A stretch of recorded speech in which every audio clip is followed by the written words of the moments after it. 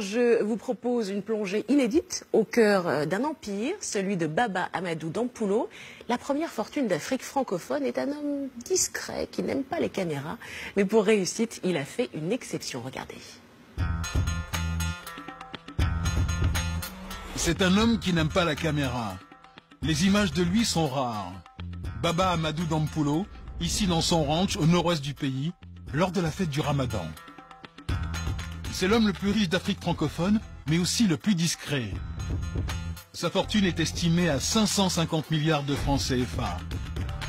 Il est à la tête de 5 sociétés camerounaises et il emploie près de 10 000 salariés.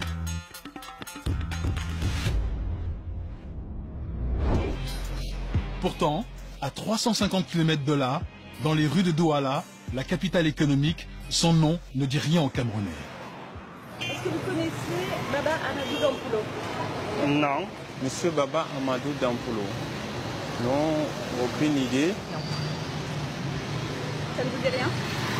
Non. Si je vous dis que c'est l'homme le plus riche d'Afrique francophone? Bon, pour moi, c'est une surprise.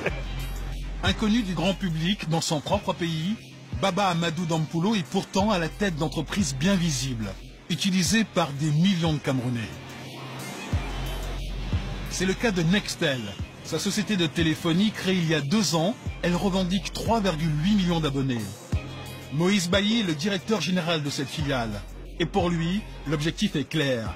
Il compte détrôner ses concurrents, MTN et Orange d'ici 2020. Ça, c'est notre shop manager et c'est l'une des meilleures. Donc, nous avons une société de vente parfaitement agressive. Tout est nécessaire pour prendre la place de premier. Pour le groupe détenu par Baba Amadou, Nextel représente un investissement de 250 milliards de francs CFA, de très gros moyens et aussi une stratégie bien réfléchie.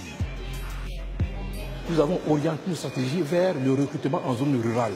Aujourd'hui, nous sommes leaders dans toutes les zones rurales du Cameroun. Nous couvrons 85% du territoire national. Quel que soit le petit village du Cameroun, vous trouverez uniquement Nextel.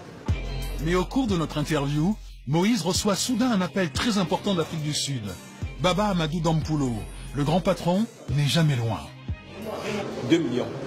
Il te dit 2 millions. Il te dit. Mais Air France, vous n'avez jamais vu ça. Mais apparemment, c'est la Coupe d'Afrique des Nations. Il vous appelle souvent pour prendre des nouvelles? Au moins 10 fois par jour. Lui est assez mystérieux. Pourquoi? Il n'est pas mystérieux. C'est quelqu'un simplement de discret, naturellement discret.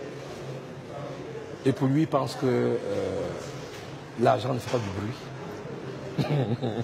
En fait, ce qu'il me dit de temps en temps, c'est l'argent, c'est comme des oiseaux. Si vous faites des bruits, ça vole. Un self-made man mystérieux, quasi insaisissable, qui veut désormais devenir le roi de la téléphonie. Il a refusé toutes nos demandes d'interview, mais il nous a ouvert toutes les portes de son empire. Direction sa région natale, le nord-ouest du pays, à Dawara. C'est dans cette province anglophone que le milliardaire a grandi. Son domaine s'étale sur 12 000 hectares. C'est là qu'il a construit son château à l'architecture atypique. Autour de sa résidence, un ranch qui compte des milliers de vaches et de chevaux.